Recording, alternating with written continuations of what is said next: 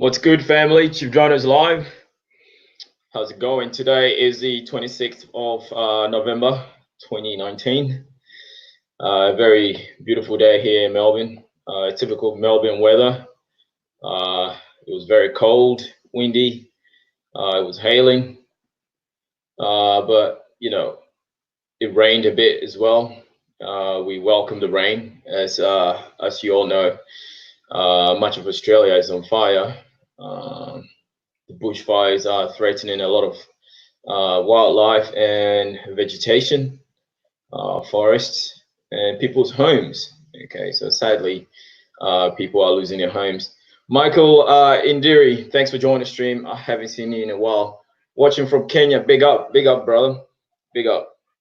I've got some Kenyan news, so I'm gonna read something about Kenya. Okay, so yeah, we shall talk about that. All right, boom.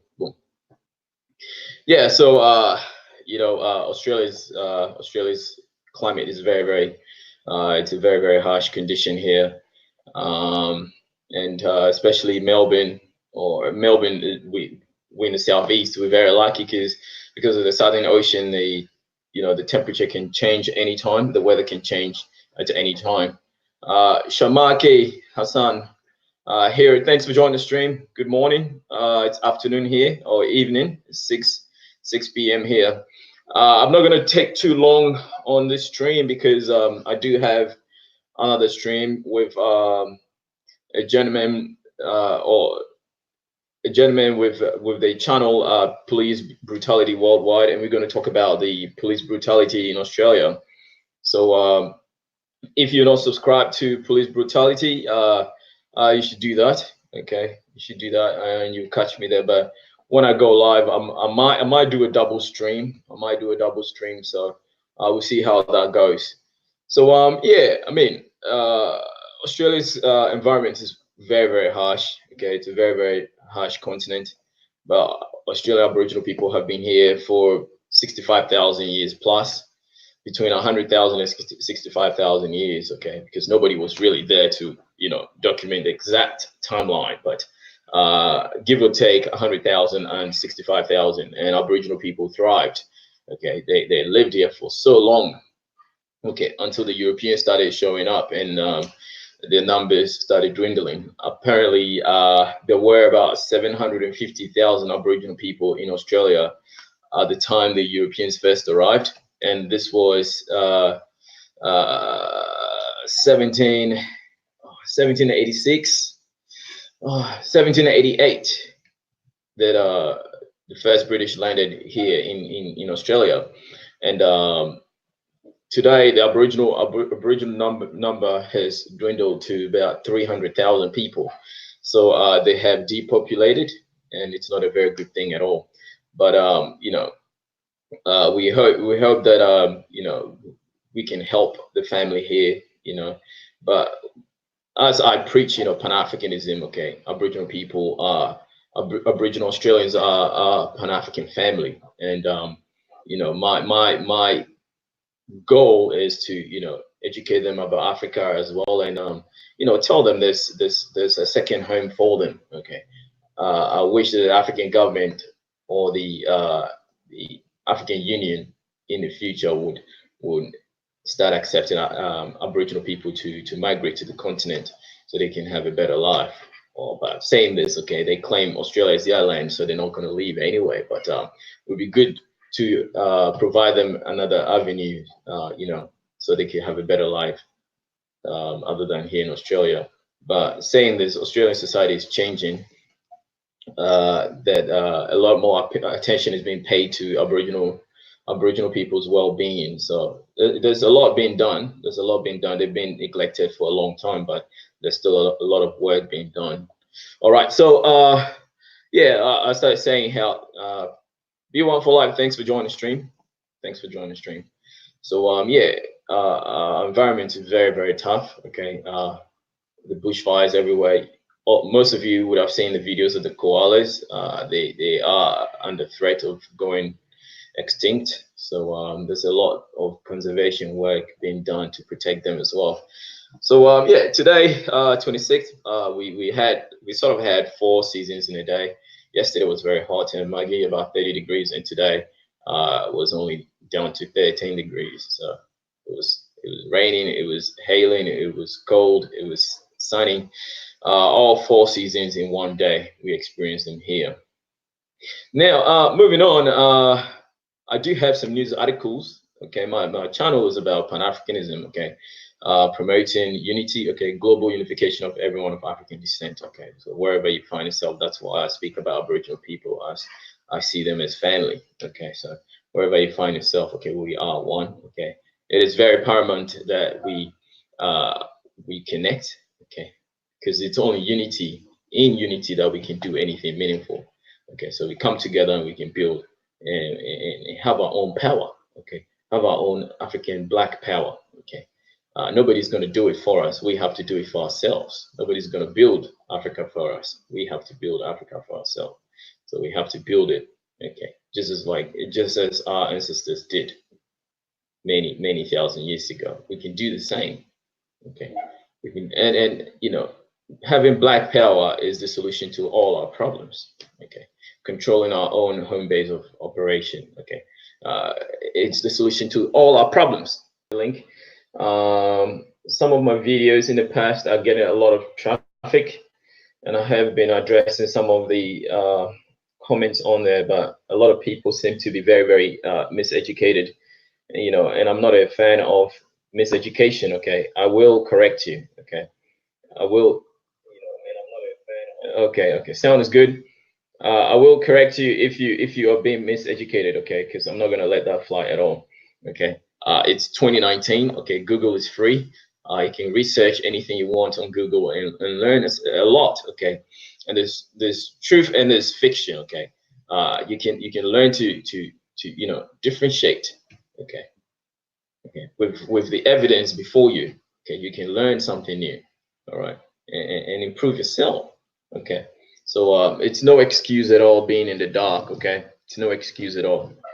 Now, so today's topic is nuclear waste problem in South Africa, and also East Africa loses to West Africa in Jack Ma's $1 million initiative. Okay, a few days ago, Jack Ma and Jet Li, went to visit Ghana.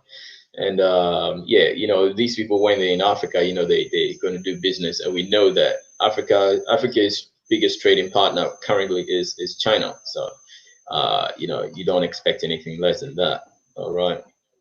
So yeah, things are going well for the continent, and I'm very happy. I'm very happy that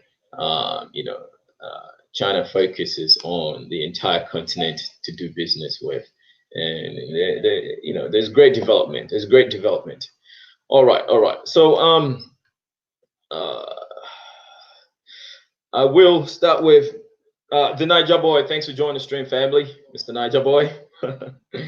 Yeah, Blazers family. Thanks for joining the stream. I appreciate you coming through. Yeah. So I'm gonna start with the nuclear waste problem. Okay, we know that. Okay, Greenpeace has been advocating this for a long time. Okay, nuclear energy is not so clean at all. Okay, DJ Moss, welcome to the stream. I appreciate you coming through. If you're new, please subscribe. Okay, help the channel grow. Yeah, so nuclear facilities or nuclear energy is not 100% clean, although it produces clean energy, but it does have nuclear waste, okay, which is very toxic and very radioactive. Okay, it will kill anything living, any living organism. It will kill it when it makes contact with it. Okay, we've seen the accident, the nuclear accident that happened in Chernobyl, and also the threat of Fukushima and radiation leaking into the ocean. They've recorded, what's this called? They found some deformed sea life, okay, off the coast of California and stuff like that. Okay, we know what nuclear radioactive substances can cause. They cause cancer. Okay, they cause cancer and they kill you within a short period of time. Okay, so the risks of being exposed to radioactivity, okay, or radioactive particles from nuclear waste is very high. There's no way you can dispose of these radioactive waste. City, thanks for joining the stream, family. I haven't seen you in a long time, sister. How are you? All right, hit me up later. So, South Africa is the only African country, okay, that currently has nuclear energy or produces energy via nuclear facilities, okay, or power generation plants, okay. My country, Australia, doesn't have that. We burn coal, and we make use of our hydro avenues, okay, and also we utilize a lot of solar. Okay, so my house has solar panels. Okay, everyone is pretty big in solar. My house has solar. I get $0 of bills every month, you know, so I don't pay bills. I don't pay electricity bills. And if I produce more solar to the grid, I get subsidized, or I get rebates, okay, towards, or I get credits towards my gas bill. Okay, and I usually use gas during winter to warm up my house. So there are lots and lots of other alternatives, especially when it comes to Africa.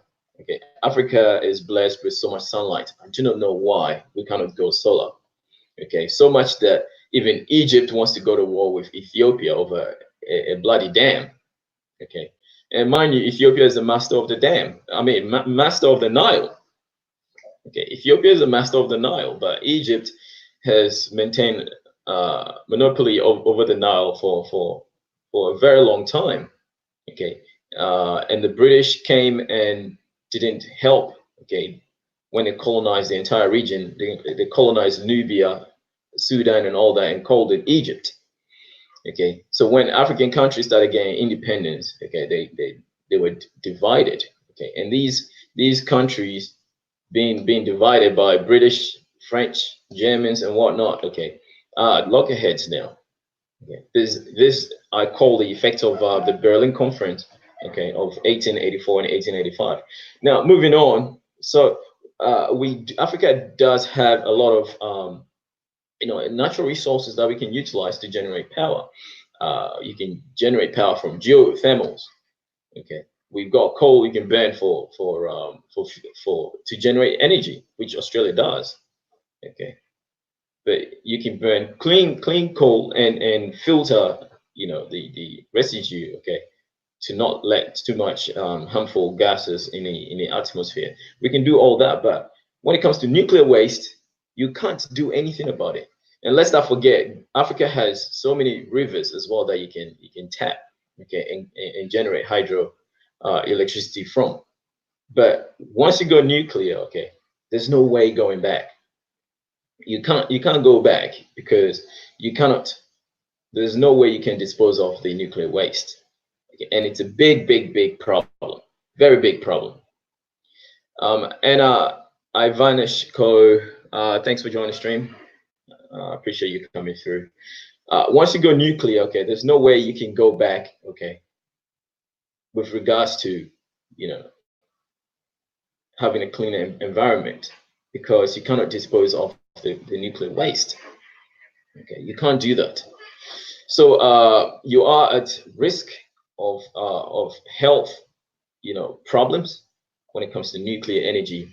And just recently, a month ago, we had the Africa Summit, where we had over 18 African countries or heads of state rushing over to sign up for to build nuclear plants. Okay, so I mean, it's a big problem. It's going to be a big problem, okay, when it comes to Africa, because I don't think we're really ready yet.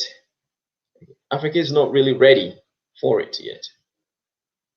But here's a case. Here's a proof here. Okay, showing that Africa is not really ready, okay, especially when it comes to the waste management.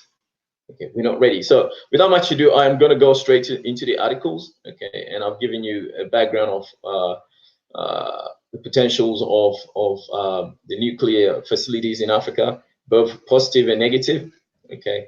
But you know, the negative effect outweighs the positive. It's not worth it. It's not worth it, especially when we come from a continent that is in abundance of natural resources.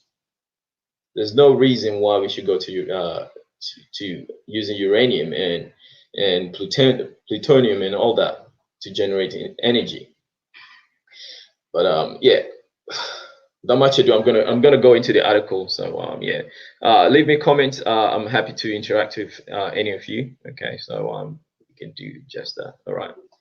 Okay.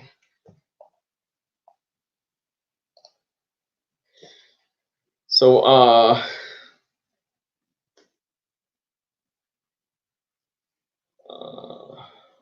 where is it? So this article here is from GhanaWeb.com. Okay, waste storage at Africa's only nuclear plant, brimming.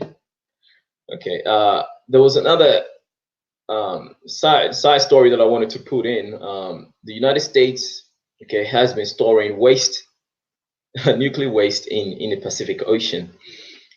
This island called Marshall, or a group of islands called Marshall Islands. Okay, the United States built a dome there and buried a lot of nuclear waste there. Okay, since the 50s. Okay, these domes are, or the entire island, the entire Pacific Islands are under threat of, you know, sea level rising and erosion and stuff like that.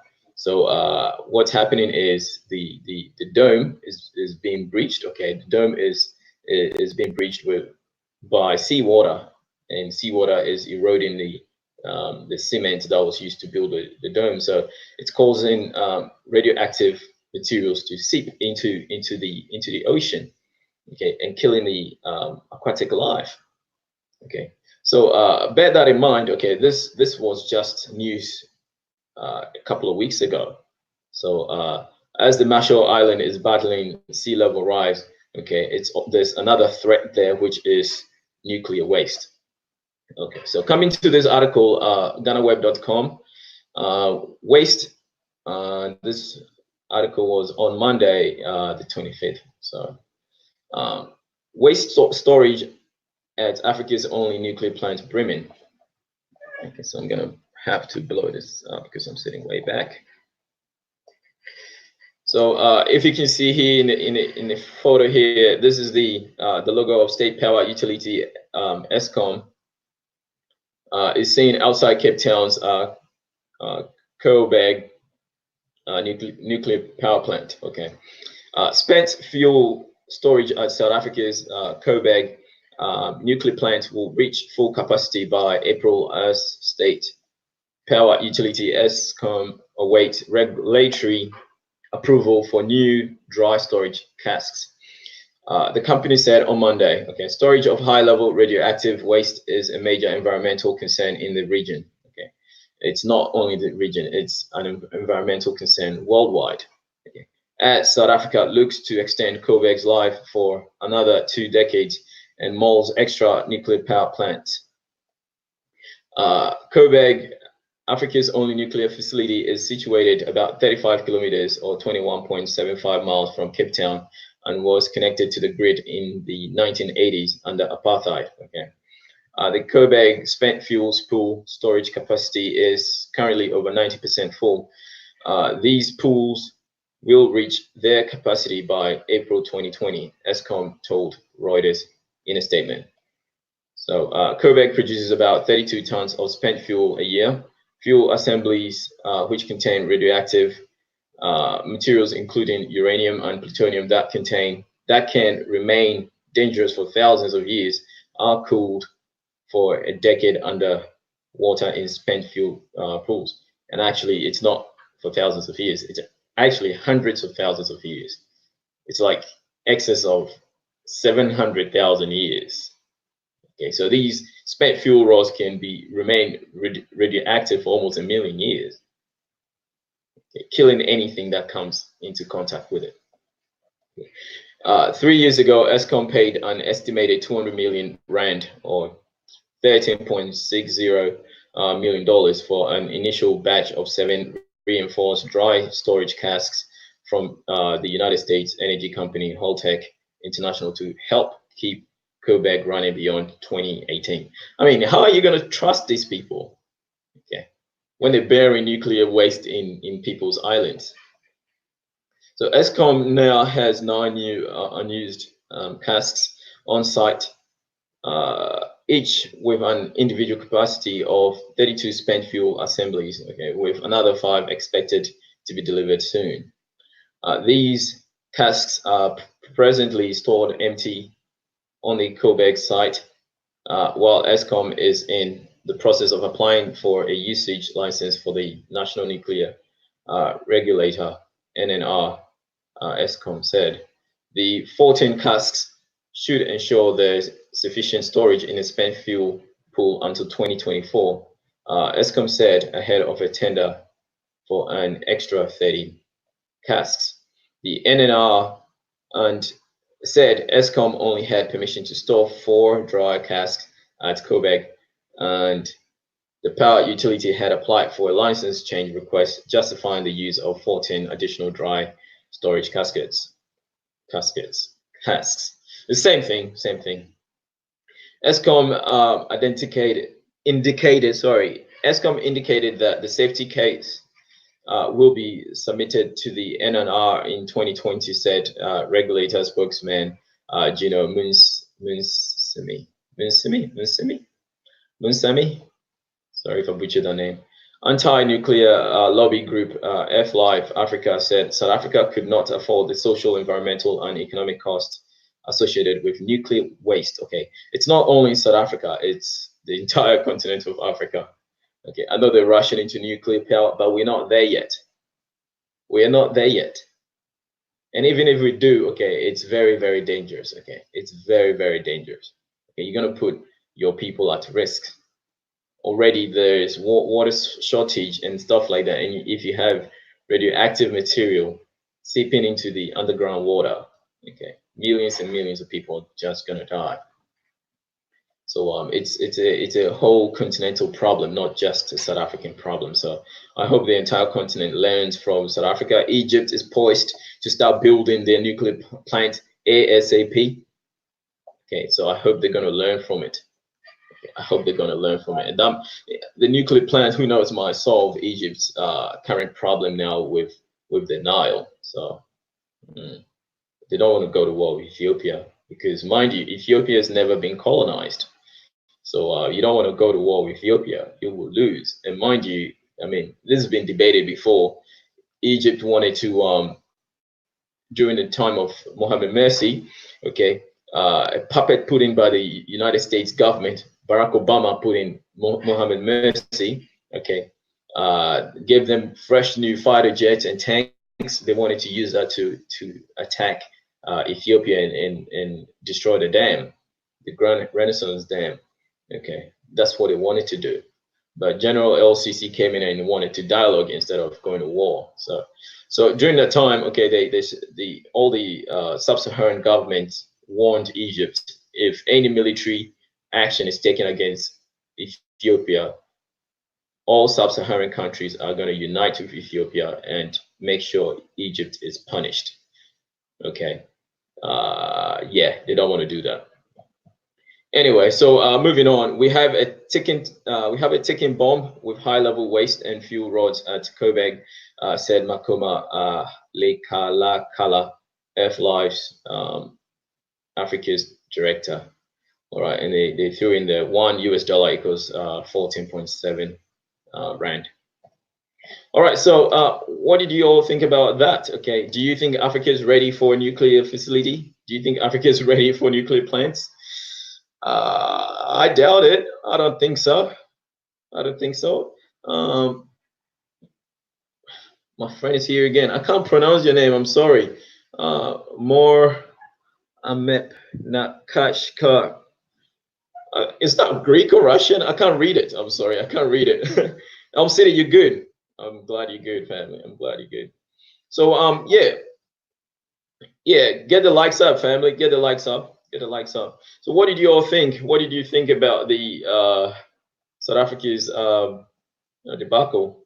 Okay, they have nowhere to store their fuel rods. Okay, they spent fuel rods. So what are they gonna do? Okay, what are they gonna do? Well, whilst you think about it, I'm gonna move on to the next article. It's talking about why East Africa. Okay, why East Africa lost out to West Africa at Jack Ma's $1 million initiative. All right. So I'm gonna share that. I'm gonna share that. So yeah, let me know. Let me know in the comments. Do you think Africa is ready for nuclear plants? I certainly say no. Okay, because we do not know. We do not know how to dispose of the nuclear waste after the fuel rods have been spent. They could go into thorium. Okay, which thorium basically utilizes all its fuel rods. Okay, but uranium doesn't. So, but thorium as is very expensive to extract. So, yeah. So it's really not worth it, really. Okay, so I am gonna move on to V1 for Life says Africa needs it because it's the only way Africa can defend the continent from these devils. Oh, we do need nuclear weapons, though. We can buy nuclear weapons. We can buy nuclear weapons. I mean, we can buy weapons from Russia. That's not an issue. But having the nuclear plants themselves on the continent is very dangerous. I stated before in a few streams back that China is allegedly burying nuclear waste in the desert in Sudan. Okay, it was alleged that China is doing something like that. So, I mean, everybody is trying to get rid of the nuclear waste. You can't do anything else with it. It's very dangerous. Okay, very radioactive, very toxic. It will kill you. It will kill you in days. All right, it will kill you in days. So yeah, Mr. Niger Boy said, do you know the real reason why pirates flood Somalia? They have been secretly dumping nuclear waste at the shores of Somalia, killing all the fishes and ocean and forcing fishermen to fend for themselves. Bro, I don't doubt it. I don't doubt it. I mean, these people are very sneaky. We know they're very sneaky. Okay. A few years back, they've been dumping a lot of computer waste as well. Ghana currently has the biggest electronic waste dump in the world.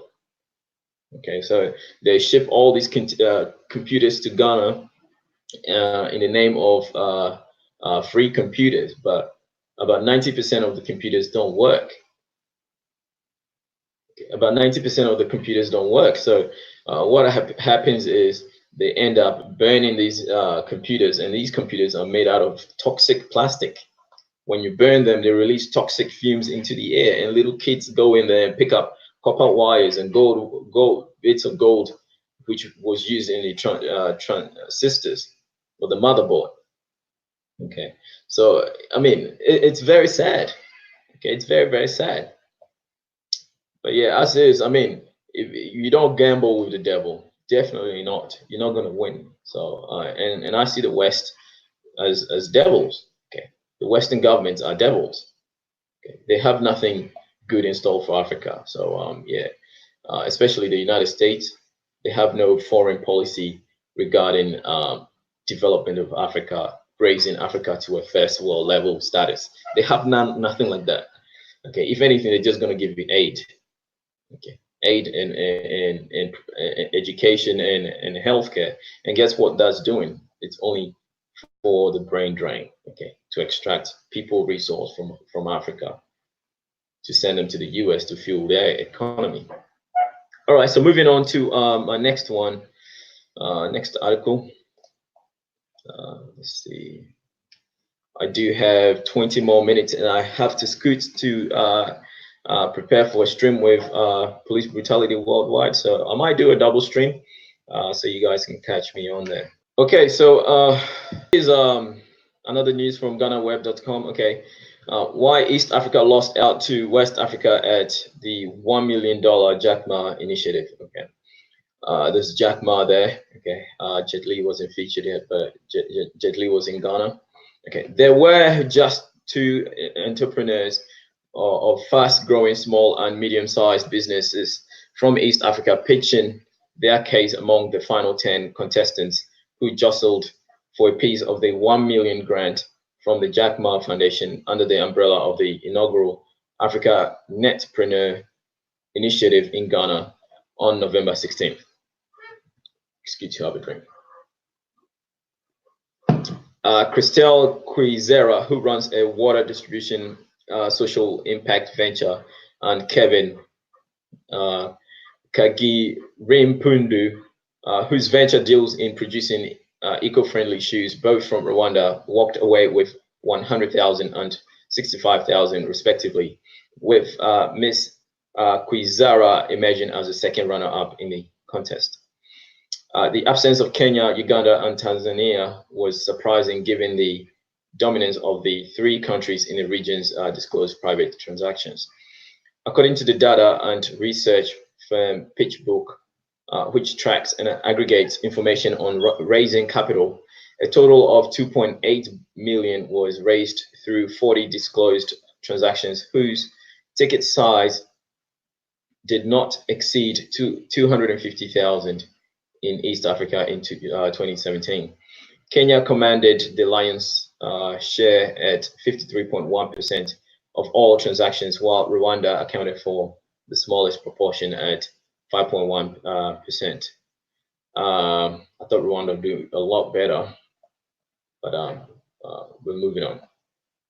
In 2018, they were not significantly different for the total of 2.6 $2.76. What's this? Okay, for a total of $2.76, 64.5%, while Rwanda took just 1.8%. Okay, these numbers give a sense of the landscape and concentration of the viable businesses within the East African region.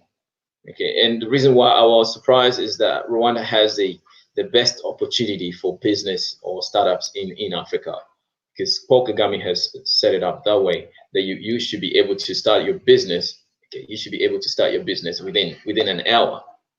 Okay, within an hour, you should be able to get your business license and get your business on the ground in Rwanda.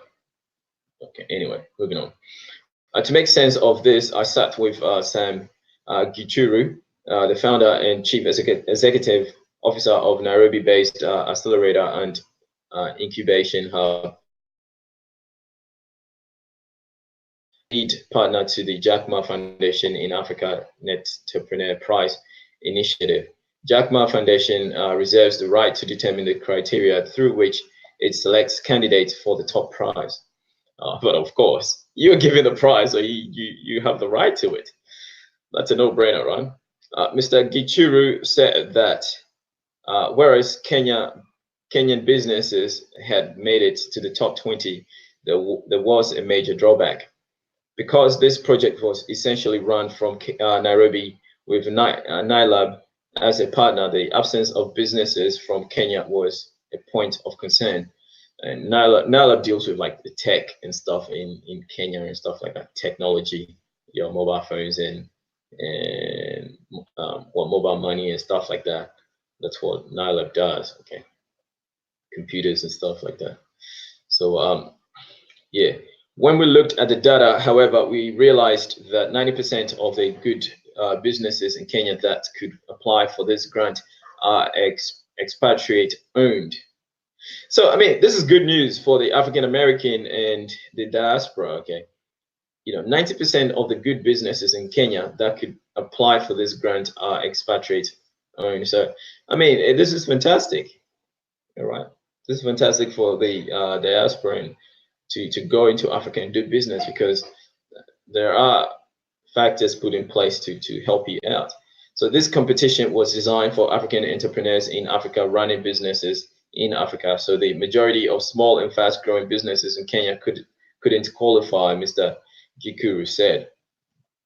Kenya's much touted Silicon Savannah has been on the receiving end for being dominated by expatriates, which is reported to have the net effect of creating a funding gap in favor of expatriate-led ventures. As for Uganda and Tanzania, Mr. Gikuru said the businesses targeted for the award may not have been aware that they were eligible. There were a lot of small businesses in Kenya, Tanzania, and Uganda that really did not understand that this contest targeted them. Okay, this competition was not for startups. It was for small and medium-sized businesses. There were lots of Jua Kali type businesses applying for this award from other countries except East Africa, Mr. Gikuru said. Startups are often associated with rapid growth and disruption of the status quo in the business environment, while small businesses are typically hinged on gradual scalability. Mr. Gikuru said the inaugural Africa Entrepreneur Initiative contest many more applicants from Nigeria than it did from Kenya, indicating that the perception that the contest was targeted at a given niche of businesses worked against the East African region. And, you know, Nigerians are business savvy people, so there you have it, right? Yeah, the goal is not to cast the initiative as a contest between East and West Africa, or one among East African community member states, but to show that there are nuances across the region and continent that determine how the deployment of the capital is carried out. The Jack Ma Foundation has committed $10 million worth of grant funding for 10 years. So a move that should see similar business pitch contests at least until 2028. So you hear in that family, if you start a business in Africa, make sure it's not a small scale business, at least a medium size to a large scale business. Okay, you are eligible for such funding. Okay, such funding, and these are free money giveaways. Okay, because these business people, they understand that if they invest and improve businesses, they have opportunities to create more wealth. Okay, opportunities to create more wealth. Businessmen understand this. Okay, money go, money comes. They know this. Okay, so the benefits of patient capital are twofold. First, it helps de-risk such small and medium-sized ventures, thus potentially unlocking larger ticket size capital through avenues such as private equity and debt transactions going forward. Second, it enables high-risk businesses to mobilize capital without the immediate pressure of generating a return. As such, businesses have ample room to determine how best to focus on improving their processes to optimize performance. So you hear that, right? Okay, so when it comes to businesses, okay, West African basically is saying West Africa has more solid businesses than East Africa. So yeah, there we go. So B1 for life, good night, or you're going to bed. Okay, cool. I hope you catch up on the replay. 2:38 is very late, but yeah, sleep tight, family. Have a good sleep. So yeah, so what did you think about that? Okay, what did you think about Jack Ma's $1 million initiative? Did you think of that? I think it's great. Okay, so Africa is rising, family. Africa is rising. And I stated before, okay, Africa's current biggest trading partner is China. There's a whole lot China is doing on the continent that the West can't even compete. Now, in fact, the West is not even trying to compete at all. They're not even trying their best to do anything. Okay, they don't even want resources from out of Africa. But Africa is finding a new avenue. Okay, reaching out to the East. Okay, the relationship between Africa and and China goes way before even the Europeans step foot on the continent of Africa. Okay, China has been doing business with Africa even down in the Ming Dynasty. Okay, so this is nothing new. This is nothing new at all. All right. So moving on. I do have bizarre news. Okay, that Africans are now suffering from mental issues. Okay, the mental health issues are on the rise in Africa.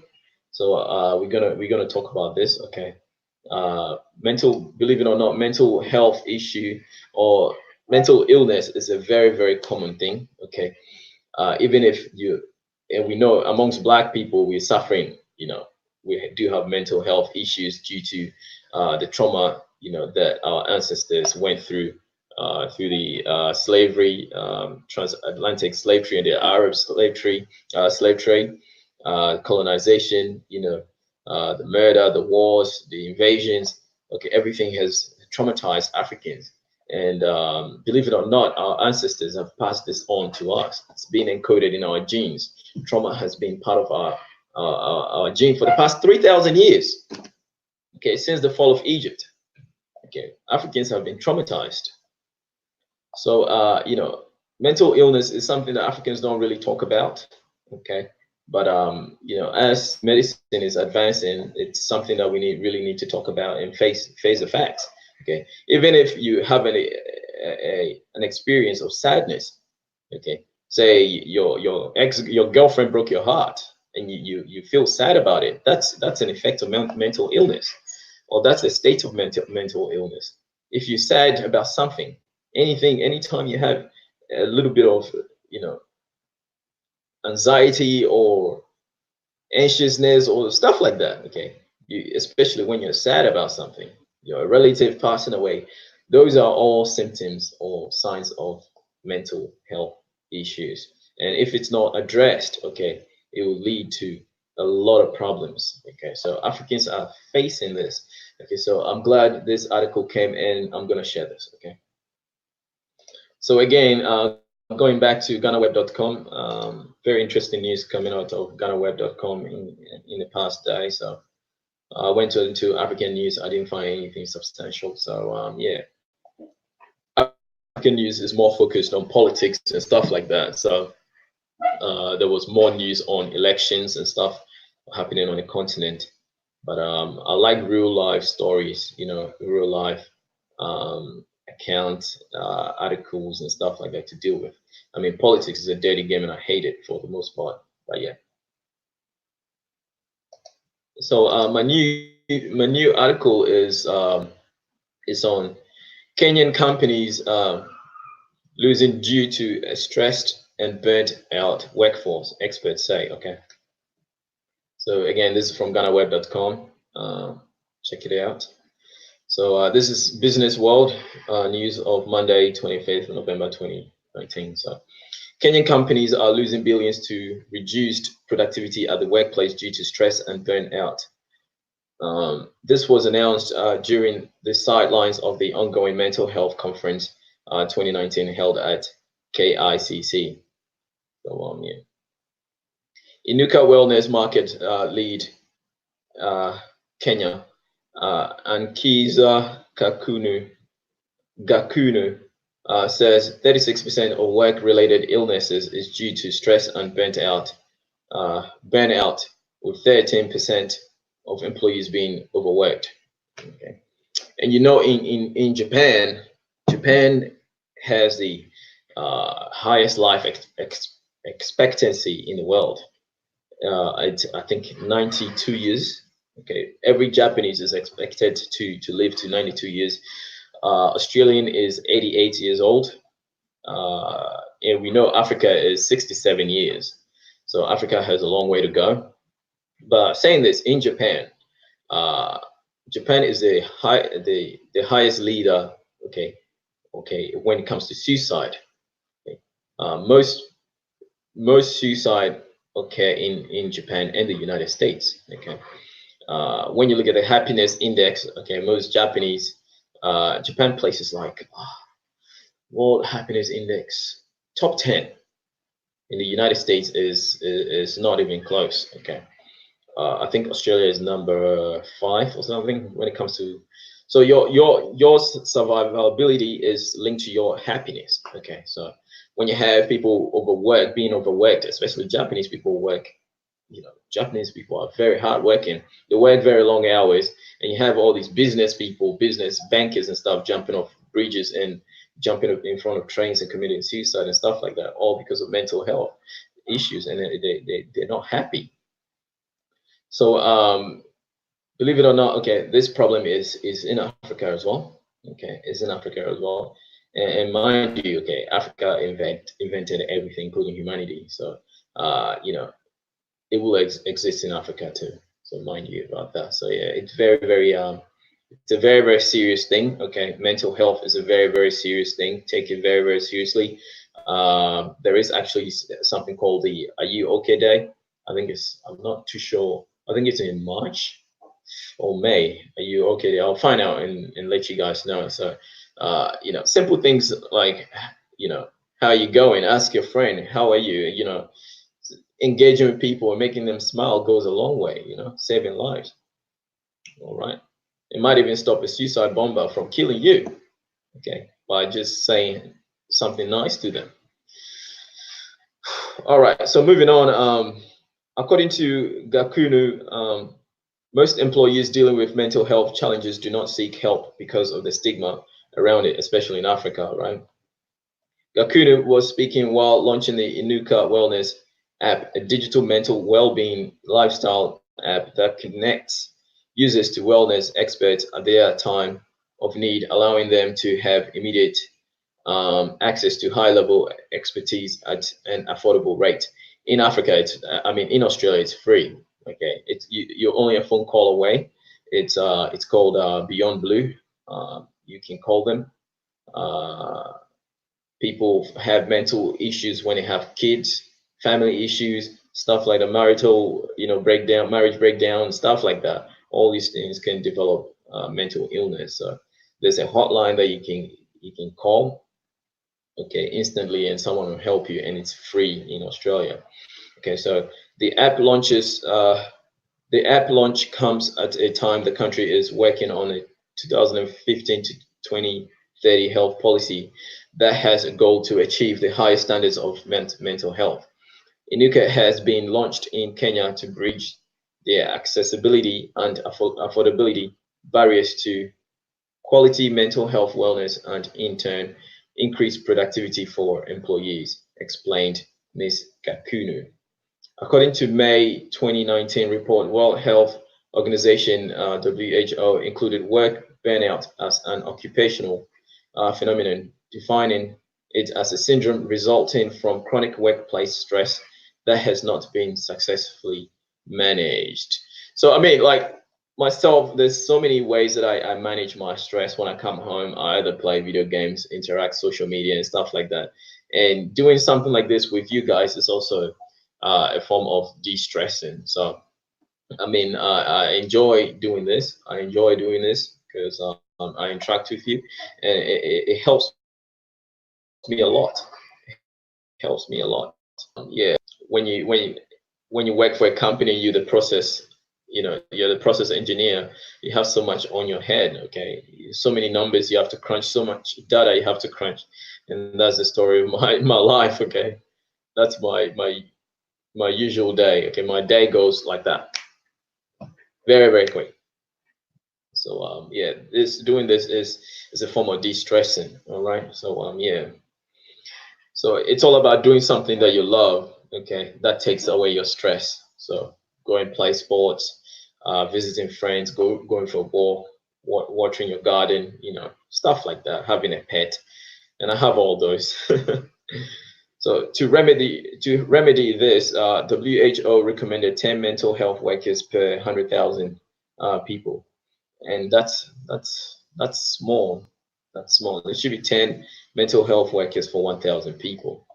So there's a shortage there of health workers there, mental health workers there in Africa. So yeah, in Kenya there is barely one health worker per 100,000, representing a vast disparity in mental health professional support. Okay, in her keynote speech at the official opening of the mental health conference, Susan Mulcahy, principal secretary health, said, "Mental illness if left unattended, will retrogress as there." I hate it when I come across typos because it just throws me off. Okay, mental illness if left unattended will retrogress as there is urgent need for increased access to mental health wellness. Kenya has a large youth population with 10 to 24 year old constituting 60 to 70% of the Kenyan population. This is the entire African continent, really. Between the age of 10 to 24 is 70% of the population. So, yeah, it is critical for the nation to comprehensively address mental health risks associated with low access to mental health services and poor utilization of counseling services. In her remarks, Senator Sylvia Kasanga recognized that the economic strain in Kenya has increased mental health concerns, compelling the Mental Health Amendment Bill to be tabled in Kenya's parliament. Growing mental health needs and endemic gender-based violence is placing pressure on Kenya's health response to these needs. Okay, nearly done here, family. According to the Kenya Mental Health Policy 2015 to 2030, mental disorder cases in Kenya continue to rise rapidly. So this is not good. Okay, this is not good. So yeah, World Vision statistics show that approximately 25% of outpatients and 40% of inpatients receiving health treatment experience mental health disorder. However, less than 1 in 5 individuals with mental disorder receive evidence-based treatment. Okay, Mr. Simon Njuguna, Director Mental Health, Ministry of Health, indicated that one of the primary objectives of the Kenya Mental Health Policy 2015 to 2030 is to ensure persons affected by mental health are not stigmatized, but are treated with dignity. I mean, like I stated before, okay, everybody goes through mental health issues, okay? The moment you feel sad about something, okay, if you feel sad about something, you are at risk of mental illness, okay? So you really, really need support. All right. So designed by Professor Dixon Chibanda, a renowned psychiatrist and director of the Friendship Bench, an NGO created to train lay workers to be able to give therapy. The method showed it is effective to treat depression by training lay workers across Africa. The method is currently supporting over 150,000 people annually.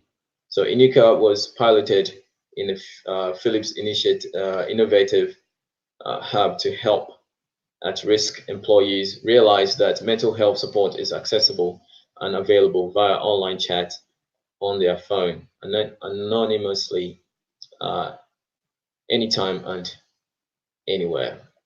So yeah, that article is done. Okay, so mental health is a real issue. Okay, it's a real issue.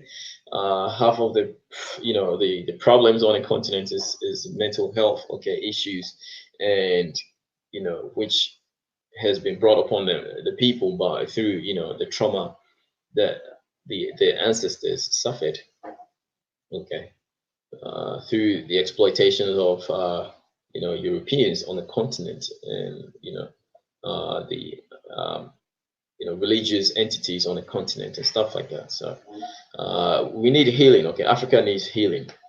All right, Africa needs healing. So I mean, that's all that I wanted to bring you guys. Okay.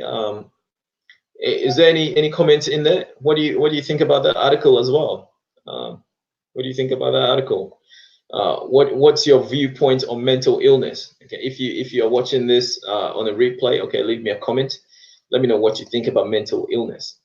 Okay, quite evidently, okay, mental illness is rampant in the Black community, especially in the United States, because they've been traumatized by white supremacy. Okay, racism, white supremacy. Okay, and the only remedy for racism and white supremacy is get out. Okay, is get out. All right, get out. It's not safe. It's not safe at all. Living in the same house with your abuser. Okay, I mean, it's not even intelligent at all. So get out. Find a conducive environment for you. Okay, and surround yourself with positive things. Okay, positive vibrations. All right, so yeah, so I mean, 6:58. I'm gonna go now. There are no more interactions in the comment. I've got 3 people still watching. Half of you guys have already gone. So yeah, I want to say I really appreciate all of you turning over and supporting Chief Driner, helping the channel grow. We are growing. Okay. Unity. Okay. Unity is what I promote. Pan-Africanism. Okay. Global unification of everyone of African descent. Okay. And if you know me very well, I'm all about Black Power. Okay. It's all because I want us to go build Africa together. Okay, have a home base of operation. Okay, control our own affairs from the mother continent. Okay, we have everything. Okay, Africa has everything to generate wealth. All right, and give each and every African a good standard of living. Okay, an excellent standard of living. Okay, there's no reason why Africans should be begging for food. Okay, there's no reason why Africans should be building nuclear plants. All right. But yeah, I mean, it's all politics. So, yeah, but I say that, okay, education is always the key. Okay, get educated, promote education in all your endeavors. Make sure you are teaching something new to somebody. Okay, if you come across something new that you think this is new, share it. Okay, be happy to share it. Okay, be happy to share it. If you're religious, okay, your Bible tells you God loves a cheerful giver. Okay, it's all about this. It's all the same principles of life. Ubuntu. This is what it is. I live because you live. All right. All right, family. No more comments. So until next time, I appreciate all of you. Okay. Let's see who was here. Michael Indiri from Kenya. I hope you enjoy the articles. Thank you for coming through. Appreciate you. Shamake Hassan. Hira, thank you for joining through, family. Michael Indiri again. Peace. B1 for life. I hope you catch the replay. Mr. The Niger Boy, thank you for joining the stream. DJ Moss, I appreciate you coming through. I hope you like the stream. Elm City, much love to you, sister. All right, take care. And MOR Ameb Nekash Kar. Your name just took the breath out of my lungs, but I tried. Anna Ugundana, thanks for joining the stream, family. I appreciate you coming through. Anna Ivan Nashko. Yeah, thanks for joining the stream again. And everyone else, okay, that contributed. Until next time, family. All right, Chidrano signing out. Peace. Love one another. Okay. Unity. All right. Pan-Africanism. Boom. Boom. All right. Peace. Peace.